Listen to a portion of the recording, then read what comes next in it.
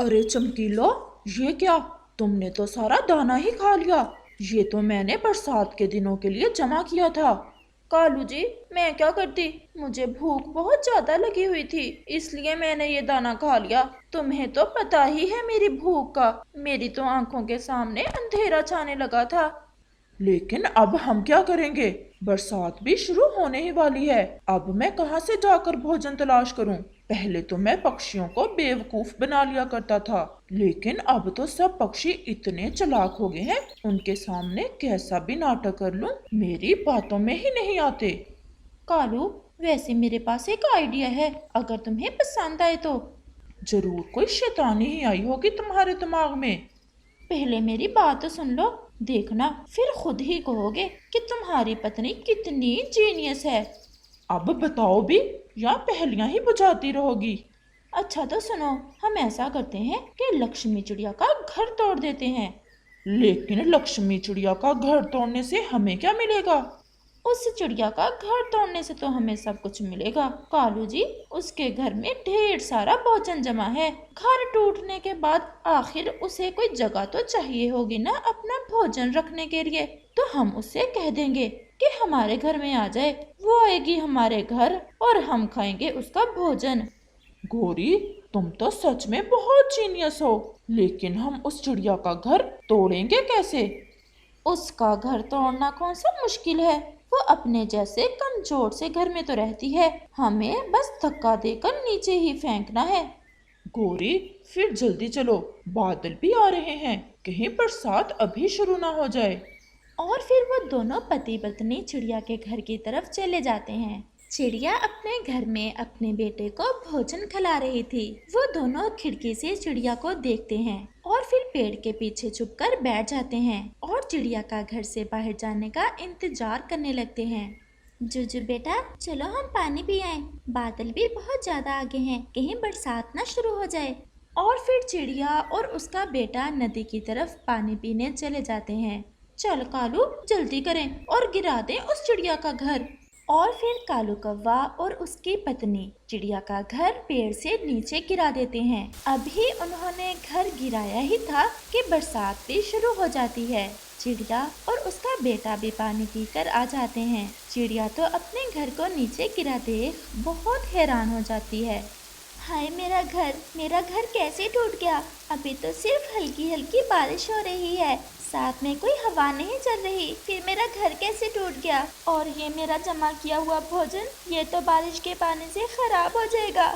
चिड़िया ऐसे परेशान खड़ी थी कि कालू और चमकीलो भी चिड़िया के पास आ जाते हैं। क्या हुआ चिड़िया बहन? हाँ, तुम्हारा तो घर टूट गया, ये सब कैसे हो गया? कवि बहन, मुझे तो खुद नहीं पता क्या हुआ, मैं तो नदी पर पानी पीने गई थी, वापस आई तो मेरा घर टूटा पड़ा था। मुझे तो लगता है किसी ने जानबूझकर मेरा घर गिराया है। चिड़िया, तुम्हारी किसी के साथ क्या दुश्मनी हो सकती है? मुझे तो लगता है कि बारिश की वजह से तुम्हारा घर गिर गया है। चिड़िया बहन, देखो तुम्हारा जमा किया हुआ भोजन कैसे बारिश के पानी से खराब हो रहा है। तुम चलो हमारे साथ हमारे घर। अब इतनी जल्दी तो तुम घर बना नहीं सकती, हमारे साथ हमारे घर चलो और बरसात के दिन वहीं बिता लेना। चिड़िया की भी कुछ समझ में नहीं आ रहा था कि वो अब क्या करे, कहाँ जाए, इसलिए वो कौवों की बात मान लेती है और भोजन को उठाकर कौवों के घर में चली जाती है। अच्छा चिड़िया, अब तुम बैठो, मैं और चमकीलो भोजन ढूंढ लाएं। हाँ, मुझे तो अब भूख भी बहुत ज्यादा लगी हुई है, आंखों के सामने अंधेरा छा रहा है। आप दोनों इतनी तेज बारिश में कहाँ जाओगे? ये मेरे पास काफी भोजन जमा किया हुआ है, आप दोनों भी इसमें से खा लें। आप दोनों ने मेरे साथ इतनी बड़ी नेकी की है, मेरा भी हक बनता है मैं भी आपके साथ कुछ अच्छा करूं। लेकिन चिड़िया, लेकिन वेकिन छोड़ो कालू, देखो तो चिड़िया बहन कितने प्यार से कह रही है, हमें इनकार नहीं करना चाहिए वरना चिड़िया बहन का मन टूट जाएगा। और फिर कालू और चमकीलो भोजन खाना शुरू कर देते हैं। वो तो ऐसे खा रहे थे जैसे सदियों से भूखे हों। चिड़िया बेचारी तो उनके मुंह को देखे जा रही थी। और फिर ऐसे ही रात हो जाती है और बारिश ऐसी हो रही थी कि रुकने का नाम नहीं ले रही थी।